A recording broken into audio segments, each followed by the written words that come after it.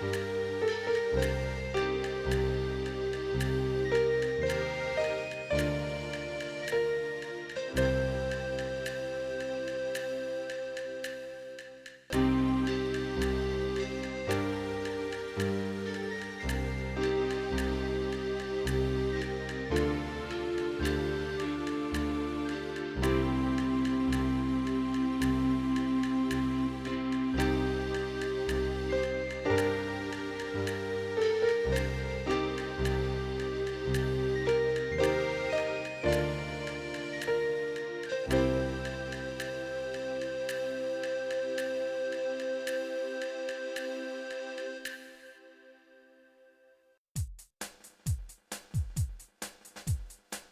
a kind of a strange sensation.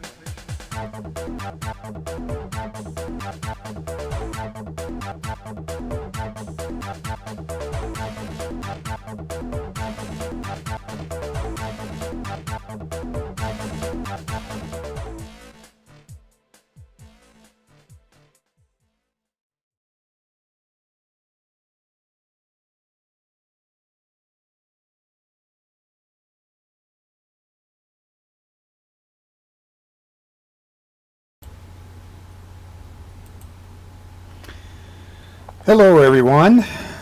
Let me know if you can hear me. Of course, it doesn't look like I have anybody watching, so I might have to find out after the fact. But welcome to another Friday's Foo. I didn't have a specific topic for this week or for today, so I thought I'd just kind of go through some previous questions that I've had and throw out answers. Most all these questions, unless somebody comes up with one during a chat, or all these come from a rather long list of questions that Andre, one of my students, sent me concerning techniques. What makes Wing Chun unique compared to other martial arts and self-defense systems? Nothing. Hello, Andre. Nothing really makes it terribly unique. The only thing that you can say that identifies Wing Chun, that makes it unique from other systems, is the way it's taught, the way it's categorized. But in terms of defending yourself, defending others, defeating or subduing your opponent, there's nothing that makes it really unique. I always say that Wing Chun likes to close the gap. Very infighting, but then that's what grappling is, right? And a really good grappler should have some self-defense. Well, it's a martial arts system, and it has some self-defense, so they're even more infighting or close fighting than Wing Chun. Hello, Toronto, Canada. Pascal, I hope you're doing well. The only thing that makes Wing Chun unique is what makes all martial arts unique, and that is how it is organized and how it is taught. I should have thought about this, but Dan put up an interesting, I'm going to see if I can find this real quick, an interesting post recently on,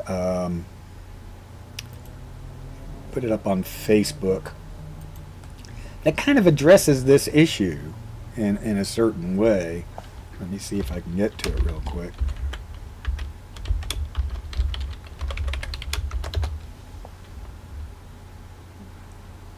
Give me just a moment, guys. I hope the weather's going well up there in Toronto. If I all of a sudden wink out, it's West Columbia is about to have a storm. So I could wink out at any moment if the power goes.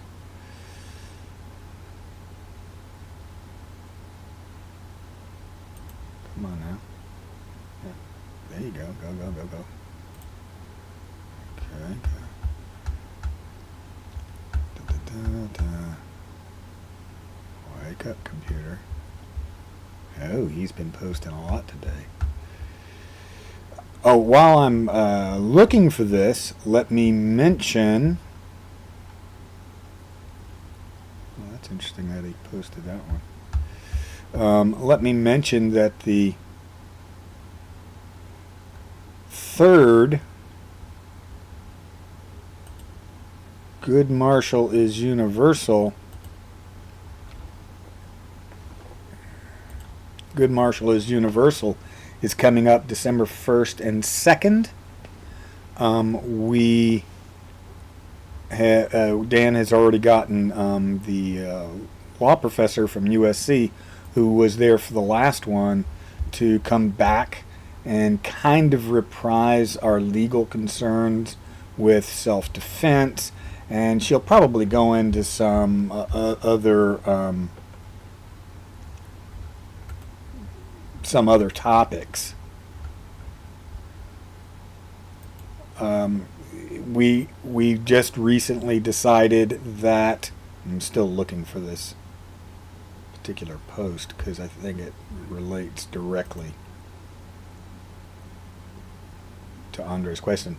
We've recently decided on a topic for this one. And there we go.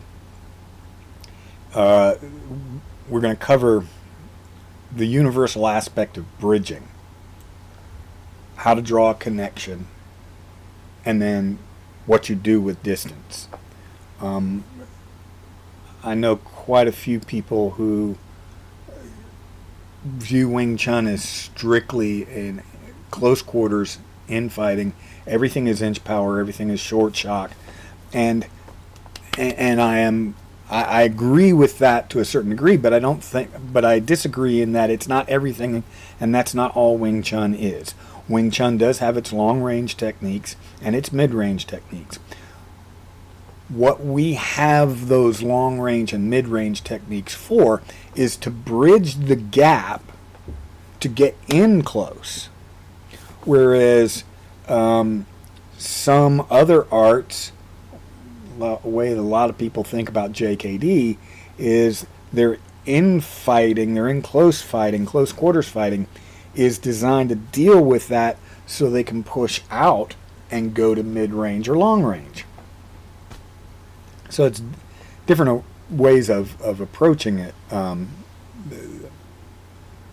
using range.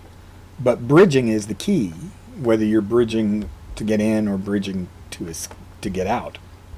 So here is let me see if I can put this where you guys can see it too.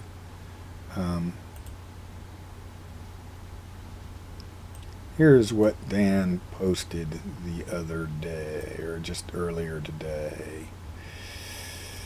Yes, and you should be able to see that.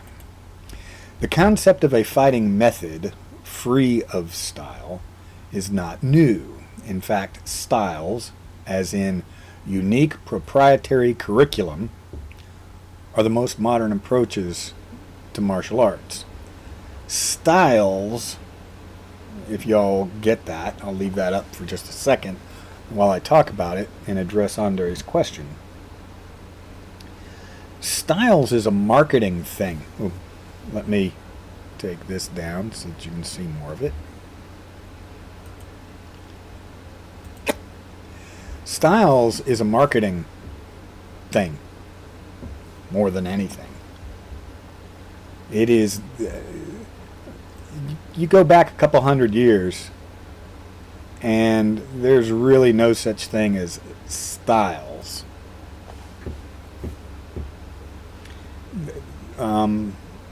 Bruce Lee.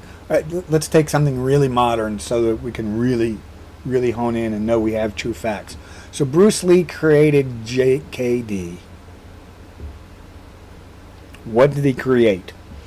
Well, 75 to 80% of it is Wing Chun, so he didn't create that. Some of it is boxing, so he didn't create that. Some of it is drawn from fencing, so he didn't create that. He didn't create any of it. He created zero. What he did was he mixed things together that previously existed, and then he gave it a name. And the first name that he gave it was his own name. It was originally known as Li Jun Fan Kung Fu, which is basically Bruce Lee's mastery, Bruce Lee's way, Bruce Lee's Kung Fu, Bruce Lee's hard work. Okay? He gave it his own name.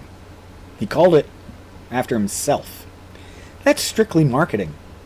That's all that is marketing.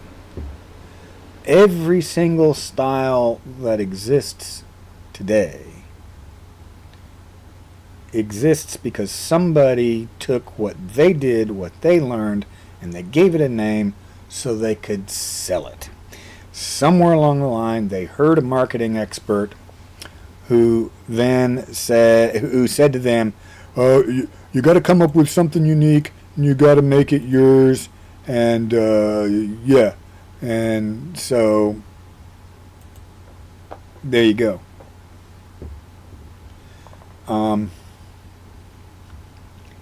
So to Andre's question, what makes Wing Chun unique? Not a heck of a lot. It's just how it is categorized and how it is taught. It's taught in a specific way. All martial arts are taught in a specific way.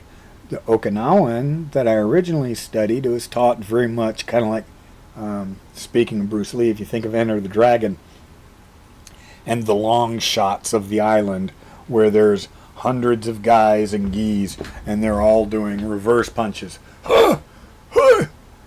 And kias and high blocks and low blocks, and it's kind of a Japanese way of teaching karate.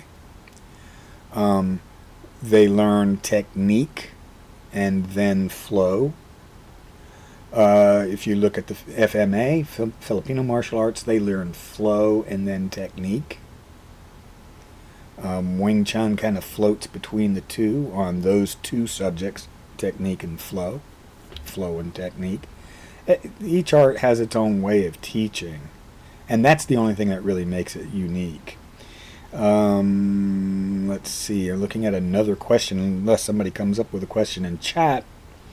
Could I explain the difference of or the significance of the wooden dummy, the Mukyang Jong, in Wing Chun training, and how it is used to develop skills? The Mukyang Jong has its own form, so it develops skills in the same way that the other Wing Chun forms help you develop skills. It has the advantage of being a static location. So, Andre, you can relate directly, thinking of a new student, Donnell, who ran into this problem literally just last night.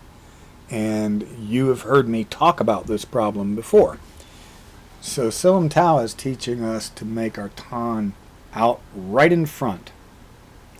But Donnell wants to follow the other person, so he wants to make his tan out to the side, but that's not a tan. And the structure of the shoulder is wrong, so it's really very weak. In Silam Tao, they're trying to teach you, because in a sense it's static, and trying to say, this is where your tan goes, this is where your tan goes. But it does become a problem.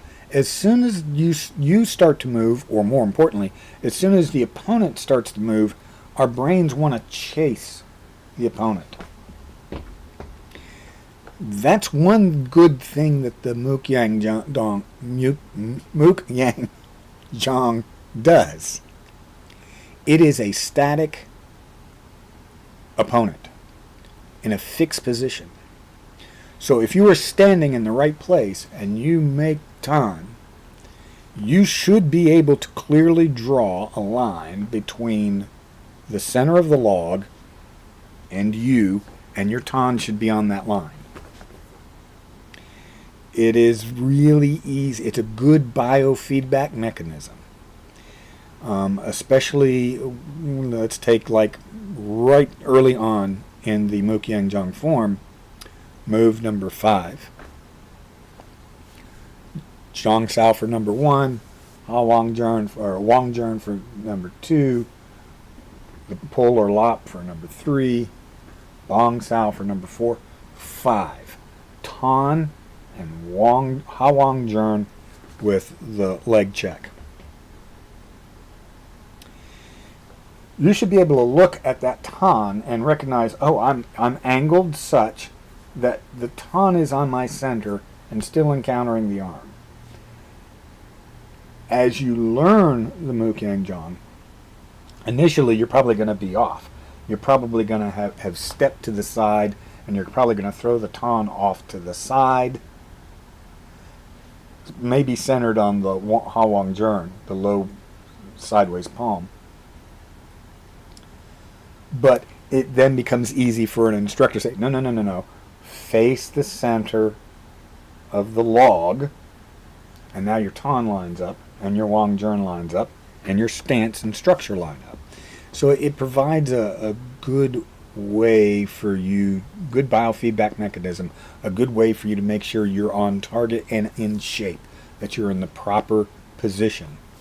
Another way it is used, although you'll note, Andre will note, watchers do not know this, a lot of people will make up any kind of drill they want, and that's really cool. I got no problems with that, where they'll punch, or they'll palm, and arrow punches and things like that, where they're encountering the arms. And that's really cool. I don't do any of those. I'm not saying I don't see the need for them, but I got enough time. There's enough time being consumed just trying to teach the forms and basic concepts and doing drills with actual human beings rather than doing randomized self-created drills on the dummy. But people do make use of it. I think, though, that when you are given that free rein, especially, and you'll notice this on the web, you'll see a lot of people who like to Lin Wei Choi or chain punch, straight blast, above the shoulder, above the arms of the dummy, which means they're chain punching ahead. And I have said this before, I'm not going to belabor it too much right now, but punching ahead. I wouldn't say never do it, but trying to punch it 3 times in a row, and going around the dummy and punching that, doing that punch, who knows how many times, it's a waste of time. You shouldn't be punching heads for the most part. Palm strikes work great. If you're going to punch a head, it should be a single finishing punch at a time where you know that the punch will finish. So in the event you accidentally break your hand on the coconut, it doesn't matter because the person is out. They're done, and you don't have to worry about it. But a lot of people do create drills, and that's fine. That's one way it is used. Let's see. Let me take another question from your list, unless somebody writes a question up. Wing Chun is known for close range combat techniques. How does it prepare practitioners for real-life self-defense scenarios? You know that I emphasize the close range. But that's to say that is a specific preparation for real-life scenarios. I don't know. The real-life preparation is exactly what I was talking about, that we're going to be talking about in Good Martialist Universal number 3, bridging. The real-life scenarios, the best things that Wing Chun teaches you about real-life scenarios is to, 1, make distance. You always hear me say, something's up, step back, hands up, use modified Wing Chun position. You're making distance, so they have to telegraph more in order to strike you. This is your bridge. They throw the punch, they move in again, whatever. That's where you make contact, cue and cue it, meet what enters, stick to it and escort it away, fill the gap, go in, close the gap. So there's your real life. I mean, it prepares you, hopefully if it's taught well, it prepares you by telling you how to be prepared. If that makes sense. It sounds terribly redundant. But stepping back, making the space, buying the time. Hopefully, if your teacher is teaching well, you're learning the kind of tricks not to look out for. Hey man, those are cool shoes. Don't look down. You're looking out for the sucker punch. Things of that nature. Head on a swivel if you're in unknown space. Don't be looking at your phone. Got to go someplace in the dark. Get a friend if you can. All these things should be taught and are preparations for real life scenarios. And all of them are preparations to prepare for the fight. They're the one step ahead of the fight preparation itself, if that makes sense.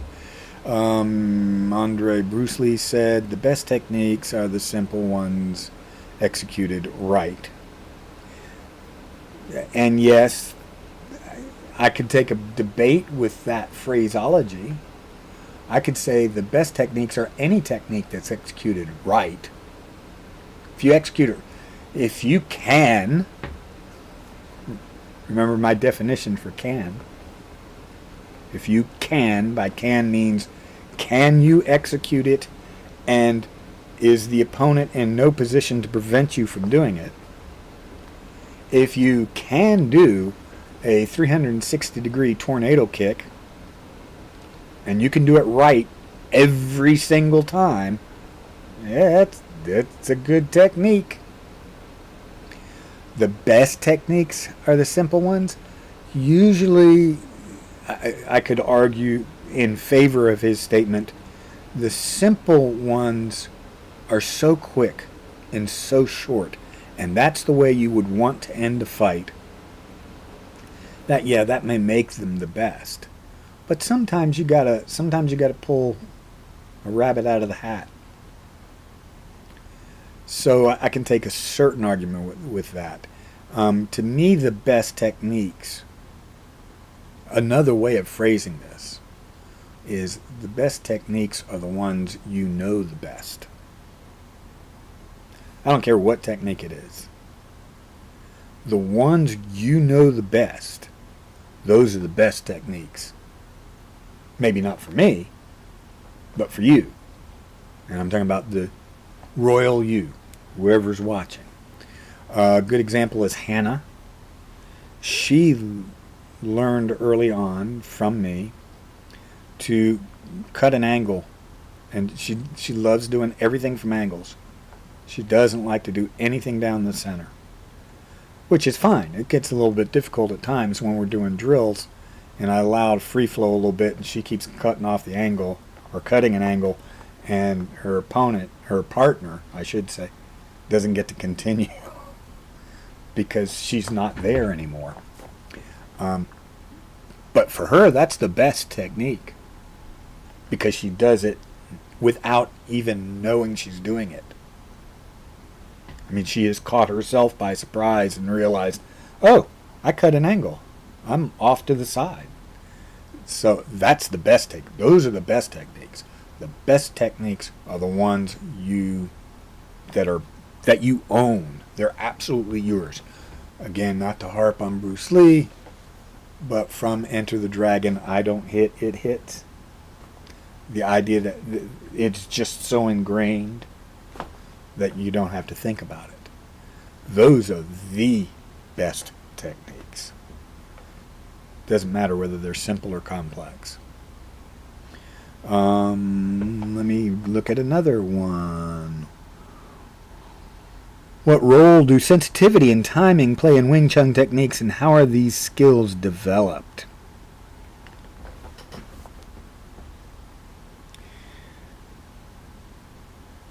sensitivity and timing are two different things, and sometimes they can be co-developed, but often they're developed in different ways. Timing is usually developed with randomized drills and flashcard kind of drills and sparring or spar-like drills. A certain amount of randomization, certain amount of pressure. Maybe the parameters are limited, like early this week we did the corner drill where I put Devin and you were with Rizone, maybe it was last week, and the one person was stuck in the corner and the other person was just punching.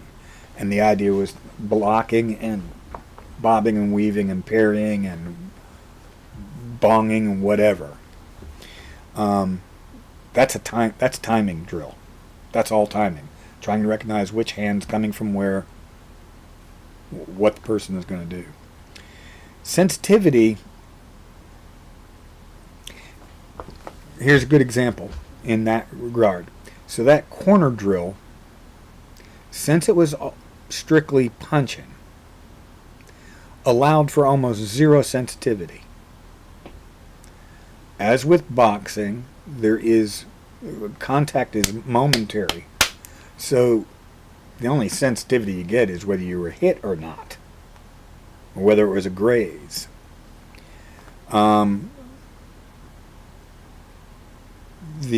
For sensitivity, a lot of the drills that I have you do, of course, Dan Chi Sao, the Bang Sao Lap Sao Sat Sao, even to some degree the Pak Sao drill, when you go from disconnect to using single hand to cover the punches. Those are sensitivity drills. The applications that I usually draw or make up, I don't draw them from the Mukyang Jung, I make them up based on the moves of the Mukyang Jung. Most of those are usually, in essence, sensitivity drills. I'm asking you to feel what the opponent's next move is. So timing and sensitivity are two different things. You have to train them in two different ways, but they do have to come together at some point. Timing often involves bridging. We're back to good martial is universal number 3. How do I bridge the gap? How do I read the fella or the opponent? How do I read the distance? Once that I've used the timing to bridge the gap, the sensitivity is used to shut the opponent down and reduce how much I have to time. I'm just going by feel at that point. Let's see, Andre, you've got this phrase caught my attention today. Martial arts: the harder you train, the shorter the fight. Yeah, I can't disagree with that. The more you train, and to say the harder you train, the more you train. You could train really hard one day, but the fight's not necessarily going to be short.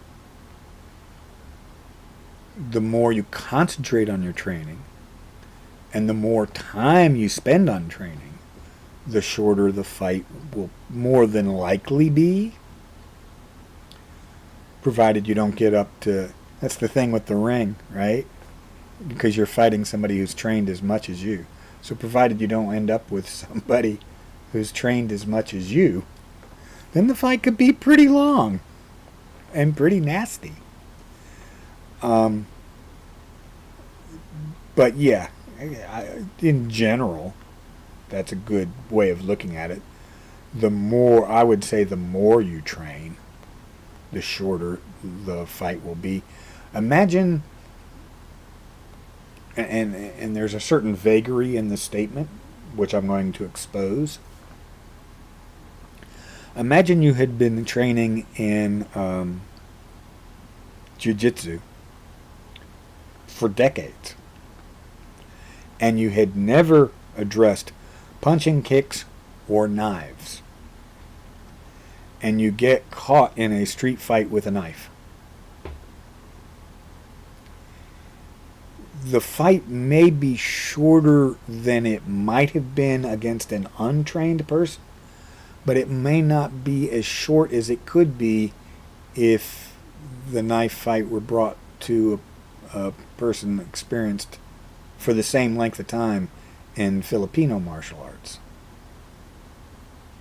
So training hard or training a lot over time will probably shorten the length of the fight for you, but it may not necessarily shorten the fight compared to what somebody else of the same length of time training, what they might pull off. Just a way of thinking about it. It's the wonderful vagary of English language. And let's see. Yeah, we're coming up on 30 minutes. I think I'll, if anybody comes up with one more question, I'll take it. In the meantime, I'm also going to take one more from Andre's lengthy list here. Are there any ongoing developments or innovations in Wing Chun that practitioners should be aware of? I would strongly advise all Wing Chun practitioners to be aware of that question.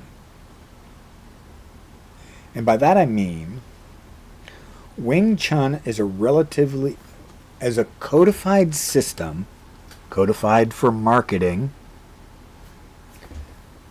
is a codified system, is relatively new. It's not as new as JKD, okay. But it's relatively new, 1850s, really. Its techniques are older than that, but as a system with certain forms and taught in a certain way, it is relatively new. It is an emergent system. Frankly, all systems are emergent. And by emergent, I mean they grow out of a series of cross-training choices and mishaps. But some are so old, they are so steeped in their own histories that they have made themselves rigid. Wing Chun was created in a flexible manner and has tried to keep that flexibleness, has tried to keep its ability to innovate, to your question, ongoing developments and innovations. Wing Chun practitioners should keep this in mind, that Wing Chun is not rigid. As long as what you do applies to the basic principles of Wing Chun.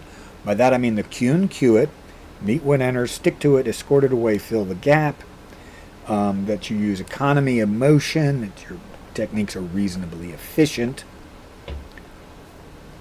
that you're dealing off of some kind of triangles and or spirals and circles in order to dissipate energy, and that you're not just doing straight blocks. Almost anything is legit in Wing Chun. Even just looking at the families of Wing Chun that exist today. We were discussing this again last night. The Juiwan and Ip Man families, toe out, heel out, there's your goat stance, 2 fists between the knees, 3 at tops. But then you got the Moyat, who go heel out, Moyat and Pa Nam, Master Wong for example, heel out, toe out, heel out, a much wider stance, almost closing in on a horse stance. You've got some families who really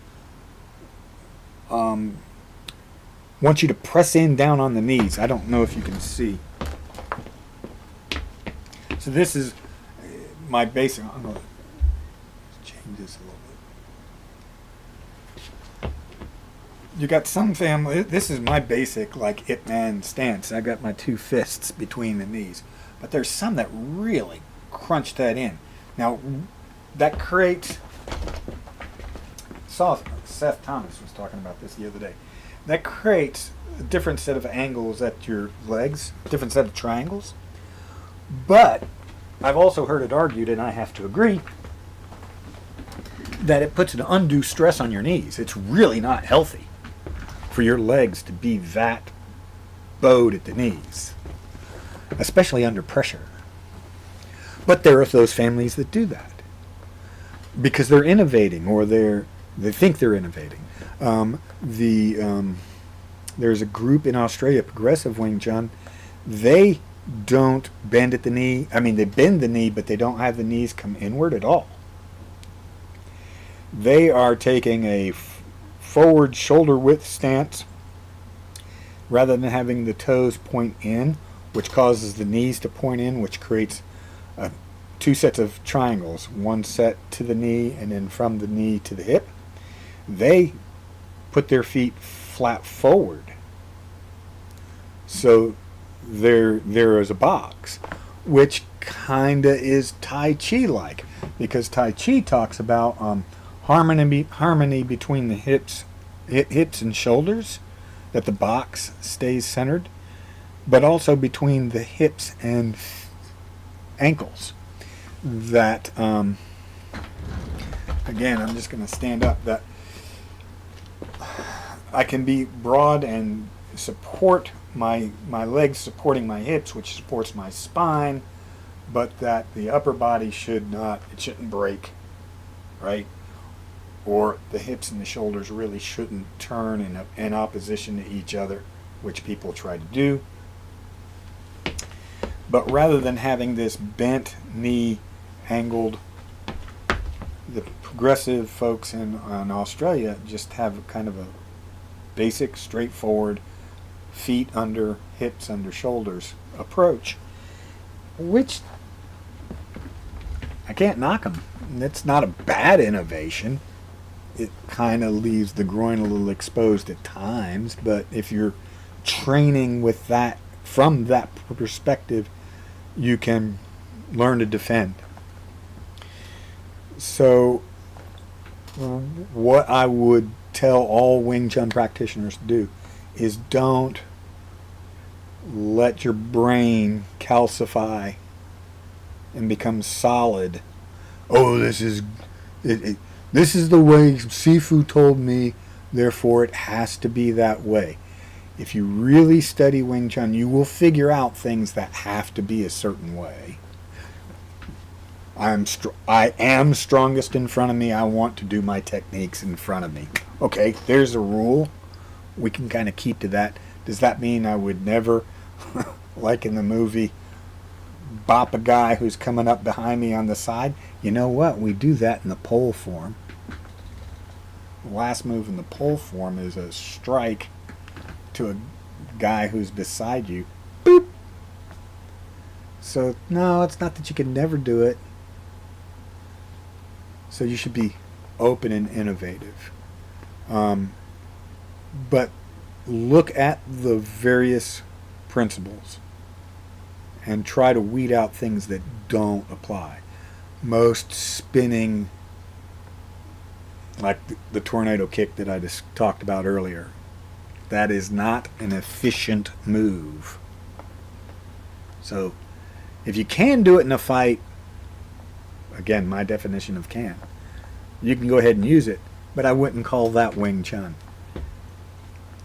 But if I can come up with some other kick that is efficient, then that's kind of Wing Chun, and that's being innovative.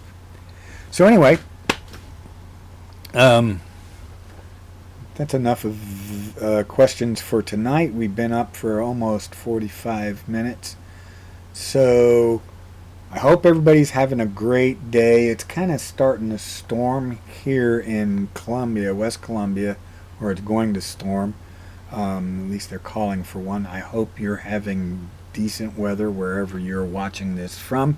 Like Pascal, I hope you are having a pleasant evening and that the wife isn't, get off that computer and stop doing that karate stuff.